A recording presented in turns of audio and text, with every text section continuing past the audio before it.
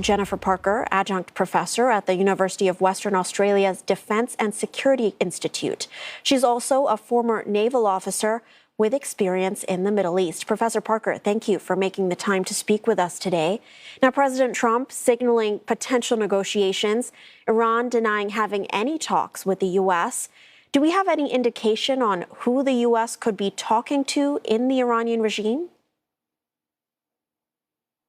So we have some conflicting reporting. I mean, it's clear that some degree of communication is occurring. We've seen the Egyptian Foreign Ministry talk about some talks that did occur over the weekend in Egypt with the US Special Envoy Steve Witkoff, potentially Iran's foreign minister.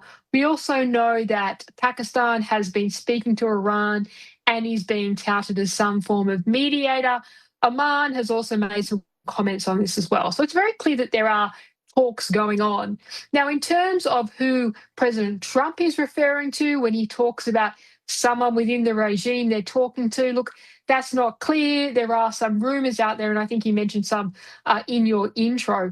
It is likely someone who has some significant influence over the Iranian Revolutionary Guard Corps. Now, although Iran is denying that these talks are occurring, we know that the regime is still in charge. We've seen US intelligence state that last week before a congressional testimony, but clearly their communications are fractured and there is likely an internal battle for who has influence. So I suggest here that it is likely that the US statement about these talks is more likely true than the comments from Iran at this stage. Realistically, how much longer can we expect this war to go on? Can we expect a further escalation? Look, a further escalation is definitely possible. In terms of a time frame for this war, look, it's always difficult to predict. Once a conflict occurs, anything can kind of happen. I do think that in the initial stages of this conflict, we saw President Trump outline 4 to 6 weeks. Now, whether the US is still on track for that, it's not clear. We've had some comments from Prime Minister Netanyahu in Israel saying it may be a few more weeks yet. But I think the key thing is, unless there is a miscalculation or mission creep, this is not something that either the US or Israel see as something going on for months. And this goes to the point of the talks. I think that the US outlined their 4 key military objectives: destruction of Iran's ballistic missile capability, destruction of Iran's nuclear capability, destruction of Iran's navy, and destruction of Iran's proxies. Now, on the issue of nuclear capability and likely on the issue of proxies, that was always going to end up in talks, I would suggest.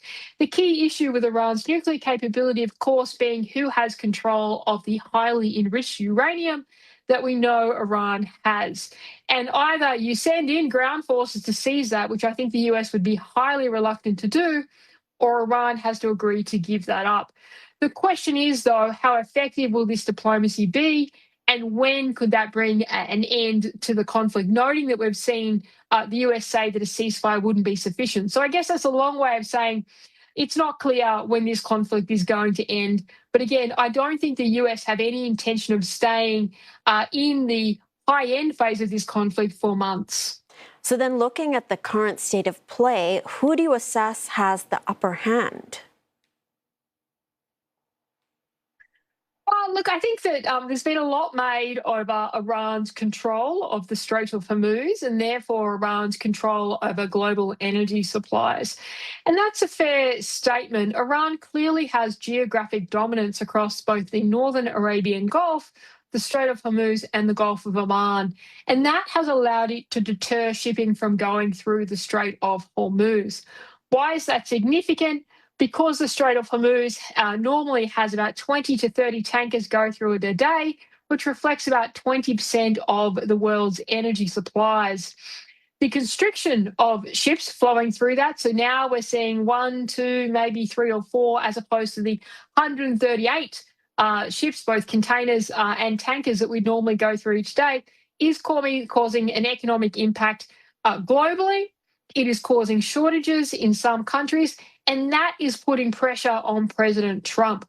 I think there is a danger here, though, that because of the influence there economically, that the US may walk away without prosecuting their 4 military objectives. The reason I say that's a danger is, as much as we would all like this conflict to be over, if the US doesn't achieve those 4 military objectives, then I do worry that we are here again in 12 months, because I think the Iranian missiles fired at Gulf countries, the Iranian missiles that we now have discovered have been fired at Diego Garcia, which indicates that Iran has much greater range of its missiles than anyone expected, are just some indications that Iran cannot be allowed to continue to have that degree of military capability.